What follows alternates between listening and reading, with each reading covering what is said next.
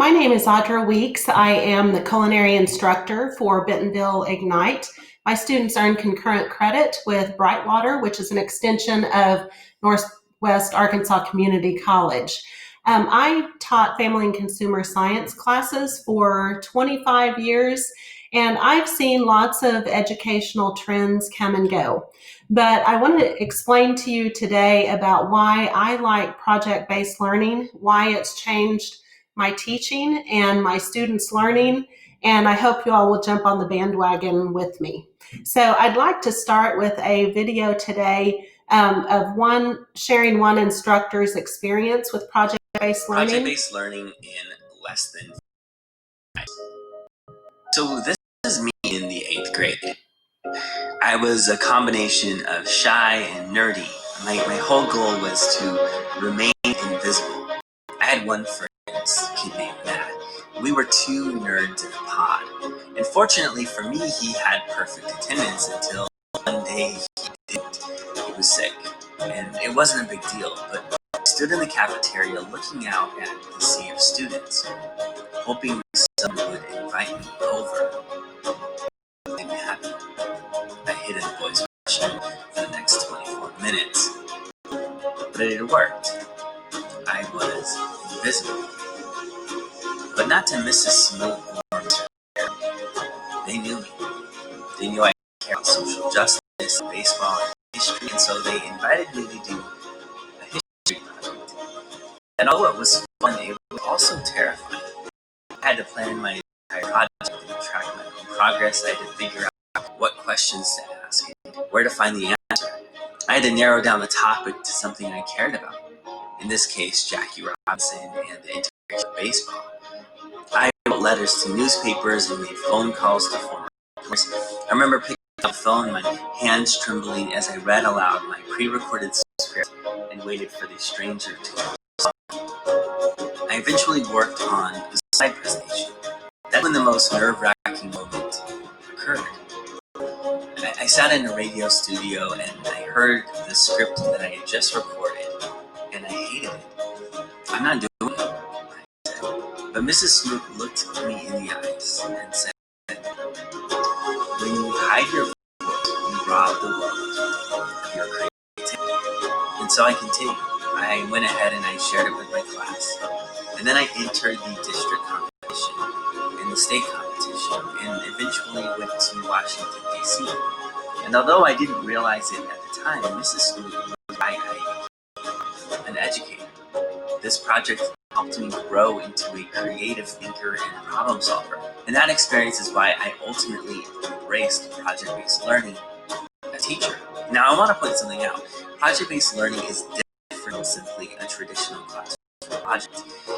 Project-based learning involves learning through projects rather than doing culminating projects. It involves student choice in design instead of just following a set of instructions. It includes student inquiry rather than pre-planned questions. It includes peer and self-assessment rather than only relying on teacher assessment. It includes student ownership of the process rather than just teacher ownership of the process. The Buck Institute identifies the following 7 project design elements. Number 1, challenging problem or question. It has to start with something that truly engages students to solve a problem. Number 2, sustained inquiry. They needed the time to ask questions and explore the answers and engage in meaningful research. Number 3, authentic. It has to feel real to the students and tie into an actual context. Number 4, student voice and choice. They need to be the ones designing the entire project the entire time. Number 5, reflection. There needs to be frequent reflection along with a final reflection at the end. Number 6, critique and vision. Students need to engage in peer critique and constant iterative revision. And number 7, public product. They need to launch their work to an authentic audience. Now note that project-based learning can work in tandem with other pedagogical models such as inquiry-based learning, design thinking, and problem-based learning. But the key idea remains the same. The students are engaged in meaningful projects, and through that, they learn at a deeper level.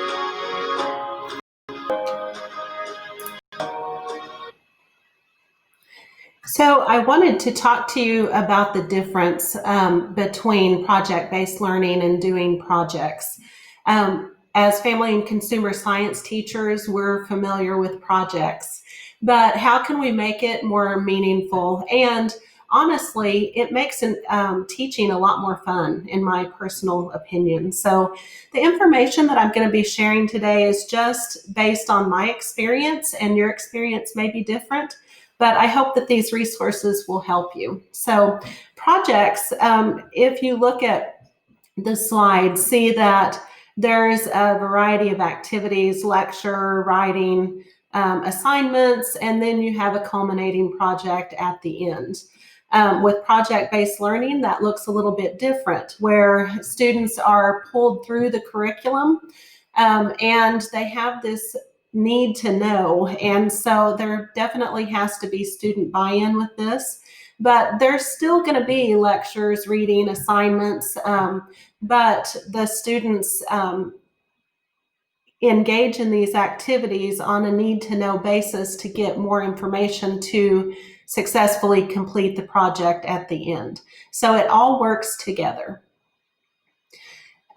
Project-based learning facilitates differentiation in education, and so heterogeneous groups can spread the wealth for sure.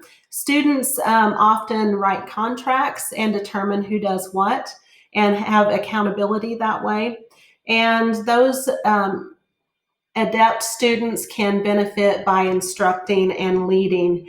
And students that struggle can learn from their peers, which we know through research that students listen to their peers more than they do to adults. And so I'm definitely a fan of that concept in having students work with their peers. So 5 steps for designing a project-based learning unit is to begin with the end in mind. So take a look at your standards and decide what it is you want to accomplish.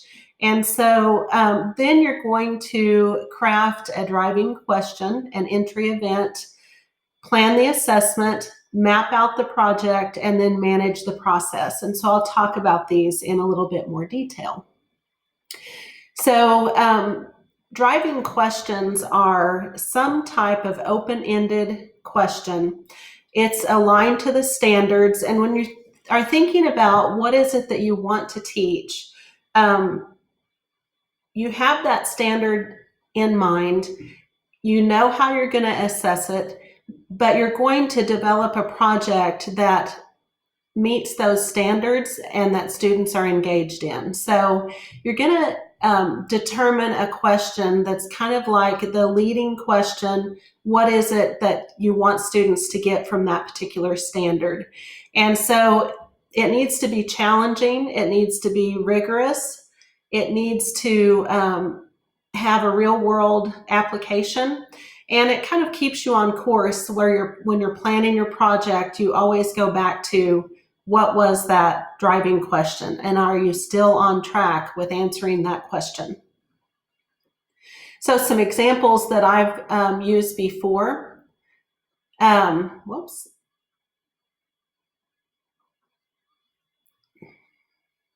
Okay, so, oops, hold on. Examples that I've used before, sorry about that.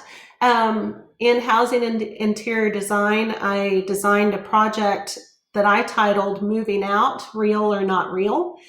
This is when the Hunger Games was popular, so y'all might remember that real or not real statement. And another example was, how can you design a room to meet the needs of a client? In child development and parenting, what can you do to promote the development in a child? In culinary that I teach now, how can you plan a catered event for how many ever people with a budget of whatever determined amount? So those are real world questions. And so what you need to do as you begin to develop a project is to consider, what is it that students already know and what is it that they need to know? And you can use this for yourself as you begin to think about what you're going to need to teach. Also, I start every project-based learning unit with students completing the know and need to know, so that they are engaged in that learning and they know what they need to know, but then also you've anticipated it. So you have some things that you know as a teacher that students are going to struggle with.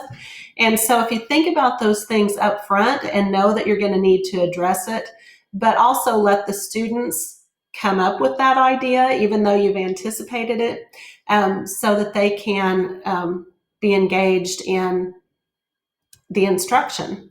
So I would tell you, if you're thinking about trying project-based learning, just try one project. And this is one of those things that it takes a lot of work up front, and I'll be honest about that. But once you get in the swing of it, makes teaching so much fun. So it might require a little work this summer, perhaps, to just take a unit that you struggle with. Start with a concept that you have a hard time getting the students to buy into, and try to renovate that unit. What could you do with it? I also would recommend that you start with a project that you already have, and we're going to kick it up a notch. So what are you going to do to make that better? Also, I would recommend that you limit the number of standards that you're going to cover. I would start with 2 or 3 at most, and it might be just 1, just depending on your subject. I would also recommend that you start with a short project to begin. This isn't like a month-long thing. I would say start with a 2-week project at most, just until you get your feet wet with how this is going to work. And with that being said, I would also say you're going to do frequent checkpoints. Do not wait until it's the end of the project and see that a student, has not completed something they're supposed to do or whatever. You should have frequent grades, quizzes, whatever, writing assignments or journals, until you get to the end of the project. So it's not like a one and done type of thing with the grading. Think about what you want to assess first as you start to develop the project. Get feedback from your colleagues, and I've attached a rubric that will take a look at it in a minute that you could use to kind of check yourself and see if it is a good, rigorous project. Plan to reflect on the project perhaps daily, and definitely at the end, to see what you need to do different next time, because project-based learning is not like you plan it and it's going to go the same every time. There's going to be things that definitely change, and so it's one of those things that it evolves over time, I should say. A couple of things that I've wanted to show you that you can use to check yourself.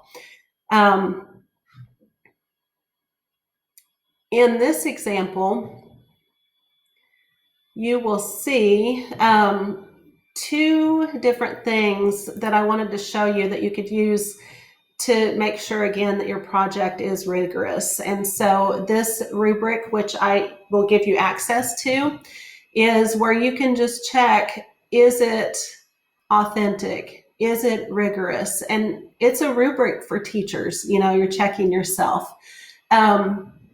In addition to that, I wanted to show you another example as you're designing a project. So does it, meet certain skills? Is it a challenging problem? Does it have sustained inquiry, so students are going to continue to ask further questions as it develops? Is it authentic? Do students have voice and choice? Is there opportunity for reflection? Is there an opportunity for critique and revision? And then ultimately, it's most important with project-based learning that there's some sort of public outcome. And so I'll talk more about that later. Again, I'll give you access to this information if you'll email me at the end of my presentation. I also wanted to share with you, this is in depth, but it is a tool that you can use as you just start to plan your project. But you may not even need this tool, but basically you're starting with your standards. What are your learning outcomes? This is made so that you can change this based on what your learning outcomes are, but you see some examples there. Designing the scenario, what's the driving question, and it just walks you through the steps. What do you want the students to produce at the end, or what do you want them to know at the end? And so again, that tool is there for you if you need it. So the thing that I mentioned about project-based learning is that it's always changing, and so that's why reflection is so important. But some things to consider, what's happening in your community. Is there something that you can connect to your project that's actually going on in students' lives? The public audience is going to change. Are you going to invite parents in to view something? Are you going to invite professionals to come and see students' projects? Or is this like a media, something that you're going to have students share in a newspaper or on the radio or what, and that's going to be always changing because there really should be student choice in that. And then also, is it real world? And of course, being a family and consumer science teacher, I feel like that's an easy one. So it's also important to get student buy-in. So when you're developing a project, you want to make sure that students get that this is relevant to their life. It's interesting and it's worth knowing. Also, you want them to connect with each other. Do my classmates care about this too? And is my teacher taking an active role in our work? This is not the kind of teaching that you assign a project and then sit behind your desk and answer emails. This is, you are actively involved in what they are doing. One of the reasons that I love this kind of teaching is I can just sit and visit with my students in their groups, and you just really get to know the students that way. So being an active part of this is super important, and that's going to definitely help with accountability as well. So, thinking about your role as a teacher, you're going to be more of a coach, a guide, a mentor, and the students are active learners. They're the researchers, they're the investigators, and teachers and students are working collaboratively on this. I also think it's important to have your teams established before you start this, and I know there's a variety of different ways that you could do this. I would just ask you to consider having some student choice, and also I feel like it works best for me if I have different learner levels represented. One thing that I've used with team building a lot is what I call Leader of the Day, where I color code my student desks with a sticker of some sort. And, one day the leader might be red, one day it might be yellow, whatever, where it's on a rotation basis. And that student is responsible for something that day. That helps those students that are really quiet or tend not to talk in their group have to be responsible. And it's my experience that they love that. They act like they don't, but they love the chance to let their voice be heard. And so that's a trick that you can use as well. Students are able to talk about their strengths when you're working on efficient team building. And one of my favorite activities that I will share with you is what's called flip cards. And this activity, I'll give you kind of in a nutshell, but there's also, I've attached directions. There are flip cards that you have to print out and cut apart for each team before you get started. But so each of these, like the left and right side, is one card, and then here's another card, and then another card, and so on. So when students look at these cards, the general idea is they have to decide, do they want organized group meetings or do they want disorganized group meetings? This seems very elementary, I guess, but the idea is that students start talking about what their expectations are. Are they going to strive for advanced, or are they going to settle for proficient? And so on. And so students have to select what's the most important side of the flip card. Then it works out to where they have to remove 5 that they feel like are not important, remove 5 more, remove 5 more. This could take a whole class period, in all honesty, but I promise you it's totally worth it. And then in the end, they create a contract. The contract is what, who's in the group, phone numbers or whatever. My students share phone numbers. They're a little hesitant at first, but it's worth it when they're absent. And then what are their priorities? What are they going to use to make sure that they complete that priority? What are the accountability steps? And a lot of times my students feel like they don't need to do this part, and that would be totally your choice. This is just the way the activity was given to me. But totally worth it to let students begin to start discussions about what's important to them as they're doing their work. And you always have those students in a group who let everybody else do the work, or kind of take over because things aren't as good as they want it to be. And so it starts discussions, so it eliminates a lot of that struggle because they can refer to that contract, and you as a teacher can pull out that contract and revisit their expectations, and they've created them for themselves. So it just is a handy tool. So in addition, I wanted to share with you what a project might look like. So in the beginning, you're going to have the entry document, you're going to have a problem statement, establish group roles, look at a rubric to determine what you need to do and start investigating. And then in the middle stage, you're still going to do, you'll have group meetings, the students will do research, whatever normal teaching things that you would do, your guided activities, your reading assignments, little mini lessons or workshops. And so you might maybe not want to stop and teach the whole class something, but you can pull the leader of the day from each group in and just give them a little mini lesson to share with their classmates or teammates. It gives them some responsibility that way.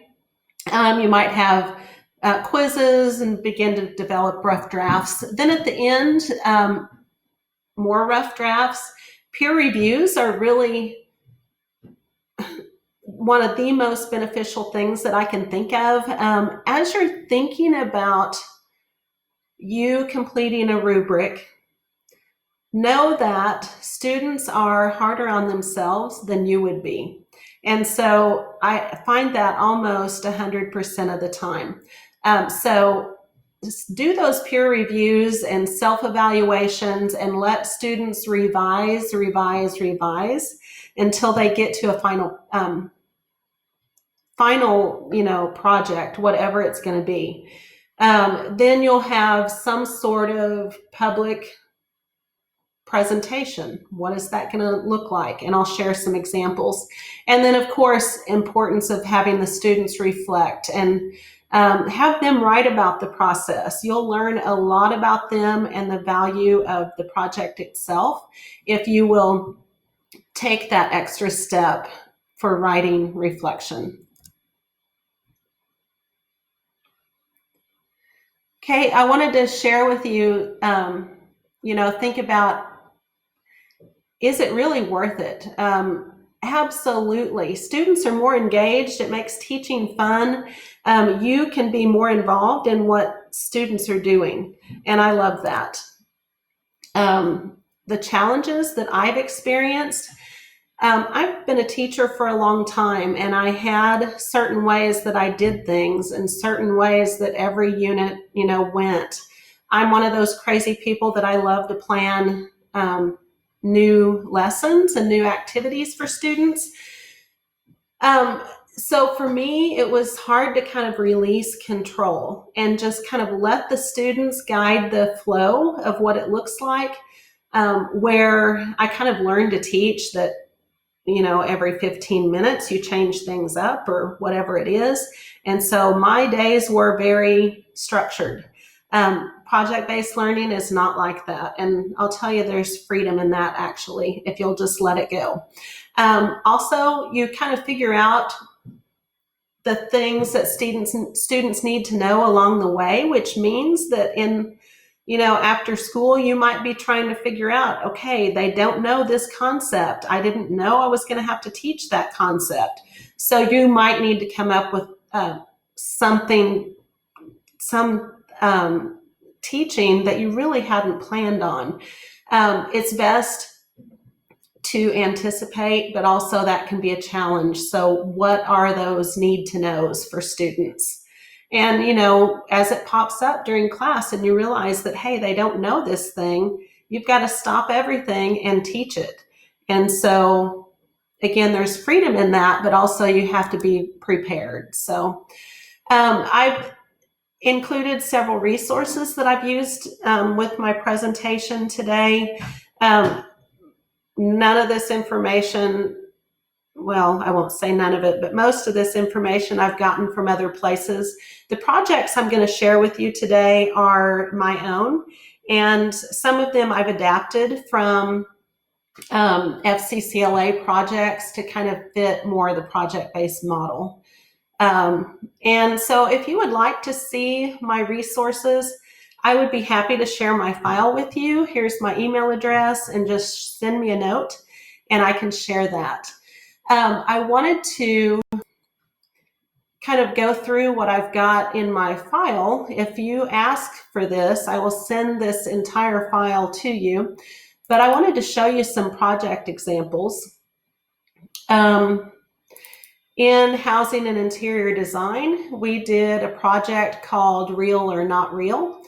Moving Out, Real or Not Real. And so in the end, we invited parents in to see, their work. I have had students tell me that this was the most meaningful thing they learned in all of high school. Now, what I did was take a unit that I struggled to teach. I struggled to get them to see the buy-in when we toured apartments or when we talked about cost of utilities. It's like it's so far from their realm of what they're thinking about, they don't really grasp it. But when you put it in a project format like this, it changes the way that they think about it. And so they ended up with a argument writing assignment at the end, and they shared their evidence through, majority of them used slides to talk to their parents about, okay, I'm ready or not ready.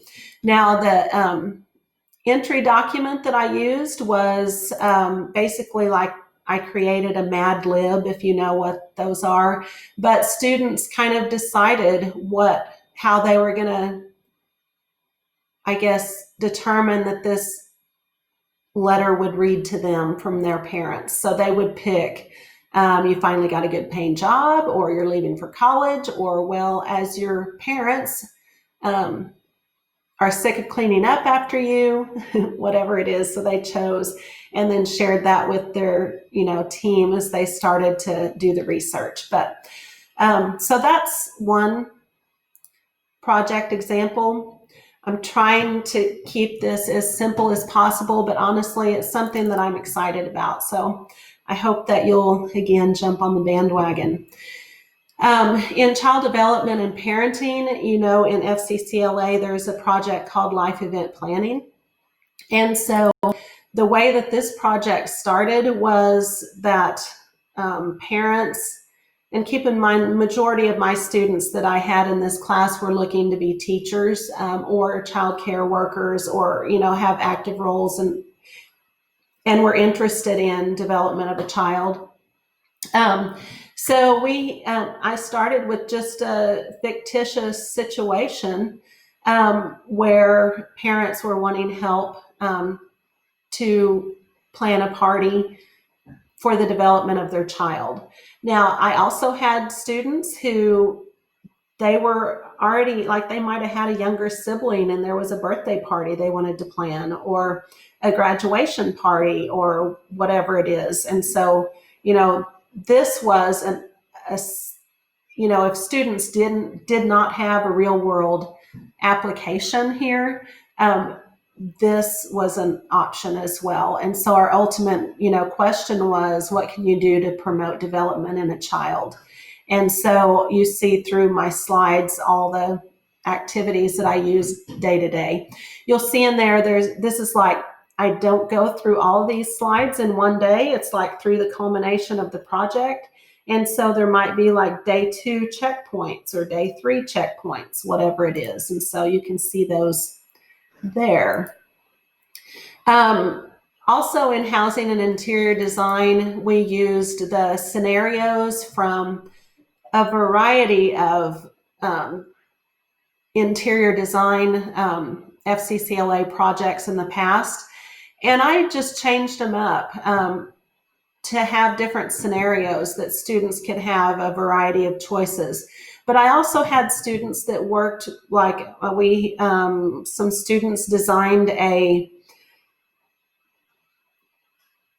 cosmetology shop. I had students work on a restaurant. And these were situations where, somebody in the public asked if we could do that, or maybe perhaps the students knew that their parents wanted to remodel their basement or something like that.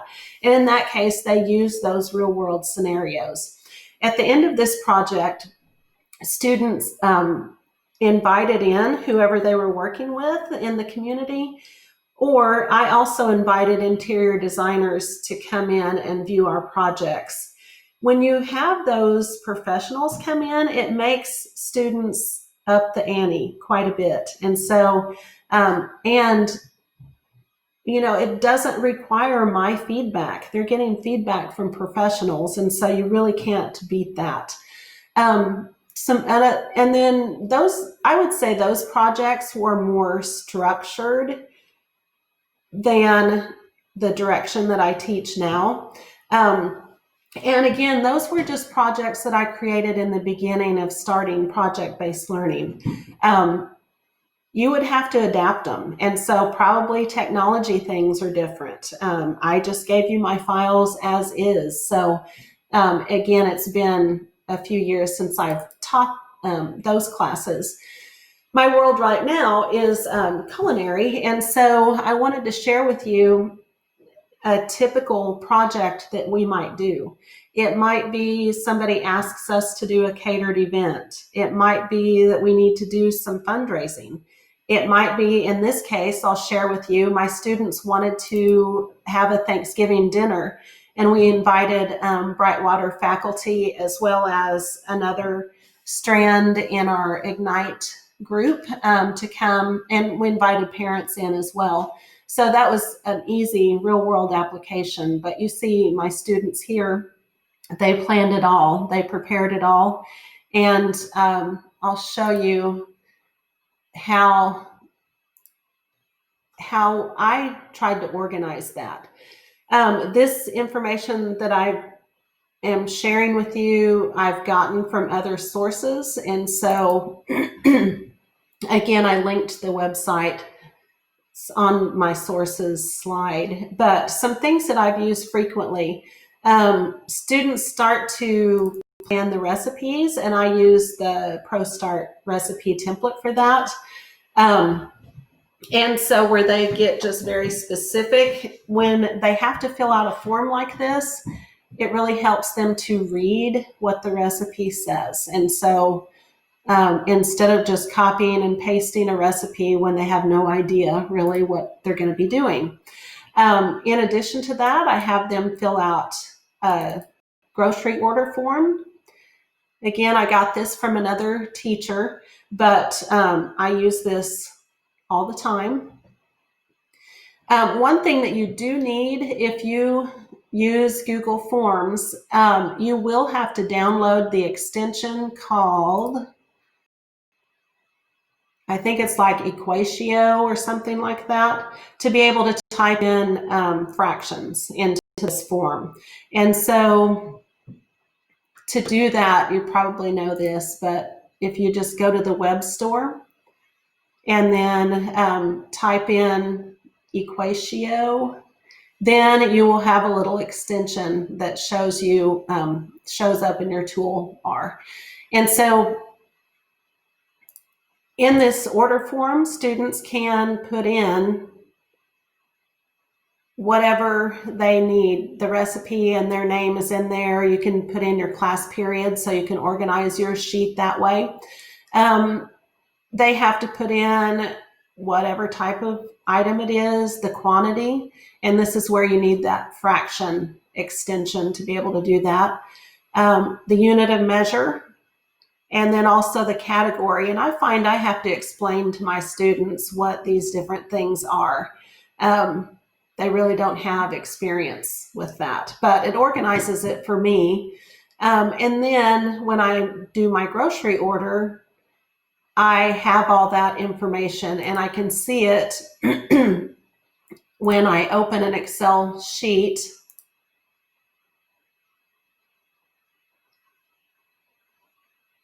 I can see everything organized, and it also organizes it by when you use an Excel sheet. Of course, this is just an example I put up, but if you go to tools, sorry, it's not tools. If you go to data, you can sort the columns, and then you can have like all of your produce together, all of your eggs and dairy together, and so on. And you do still have to tweak it a little bit because students struggle sometimes with what goes where. And I always do meet with my student groups to make sure that those are the things they wanted, because they can't delete if they made a mistake. And so that's, something that you just have to meet with them on. I also require students to plan a timesheet, so that's well organized. And it helps them to know what they're going to need to do. And so we happen to do our Thanksgiving dinner the week before Thanksgiving because we were out of school for Thanksgiving week. And so you can kind of see they planned it. What were they going to do and how was that going to work? And then in addition to that, I do have feedback where they ask people to give feedback. You can take a look at that there. And then also they reflect and give some feedback on how they did as well. And so I use these tools all the time. And of course, my projects in culinary are different every time. But I figure out what needs to be taught as they've selected the foods that they want to make. Now, I will tell you, I don't do projects for everything that I do in culinary, but these are more like culminating event types of projects for our project-based learning activities. So I hope that these are some tools that you can use, and I hope that I've inspired you to think about how you can make your teaching more engaged with student choice, where every student has a chance to share their voice and where they can share, what's they're passionate about, and they can, have more connection with real world opportunities, which is really what it's all about. So again, if you would like to contact me to get these actual projects, I would love to share them with you or talk more about it. And so Anyway, thank you so much for listening to my presentation.